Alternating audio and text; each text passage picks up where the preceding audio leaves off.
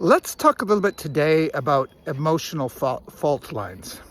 We all know what fault lines are in the crust of the earth, where the tectonic plates often shift, and when they move, they can create a little disruption or they can create huge catastrophe. We all have emotional fault lines that we've inherited or imposed upon ourselves or had imposed upon us, which shifted the plates of our identity, of our self-worth, of our self-love, of our intrinsic knowing of our goodness.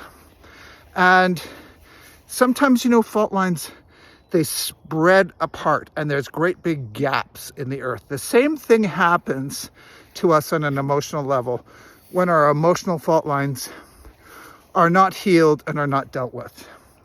And then what happens is something happens that emotionally reminds us of what caused that initial chasm to form, and then we have an emotional eruption. We have either an incredible bout of sadness or potentially depression or anxiety or fear. And what actually triggered the quake, the emotional quake, is something that is left unhealed in our past. So pay attention to your day and find out where you start to feel those little tremors, because oftentimes the little tremors are a fantastic indication for us to take action now before we have an emotional catastrophe.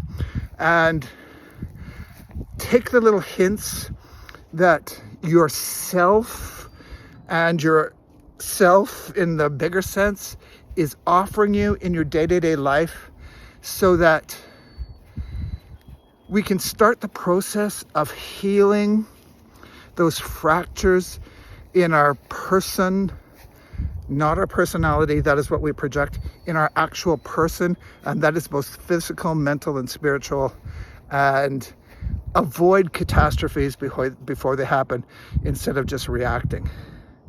Now, the other thing that happens, though, unfortunately, is we've had big catastrophes. We've had these great big shakeups in our world. And so anytime a little tremor happens, we respond to it with the same amount of psychological energy and fear, or whatever it is that we're projecting onto it, in the same way as the great big catastrophe caused.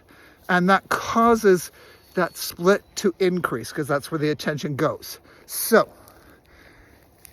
being mindful of the little events in your life and about responding to them instead of reacting to them out of what has now become instinctual, the fear, the flight, the fight, the fawn, the freeze, whatever it is. Start being mindful of those little tremors, because they're just reminders that there's a part of you that still needs healing, that still needs to be brought back together with the rest of you, and creating that wholeness again within yourself. So pay attention to your tremors before they become earthquakes. And our emotional fault lines are a really good place to start looking at where we need healing to happen. And like fault lines, they tend to go, like if you were right here in the middle of the fault line, and it tends to go back into your past, but it also goes forward into your future. So if you want to change your future, we've got to heal the trauma and those faults that we're experiencing now, but also at their originating source. So that's a big part of the work I do. It's a big part of my passion. It has been a big, big, big part of my life experience, finding my own healing through my own journeys and studies, and teachers, and now I do these videos and I do the work that I do to offer you the same opportunity to look at things in a different way. So watch your fault lines, and they're not fault lines based on you being at fault. They're fault lines based on things that happened that could be catastrophic or innocent even, but we've internalized in a certain way and separated for a part of ourselves because of that. So just another tool or another concept to start considering as you either begin or continue on your healing journey.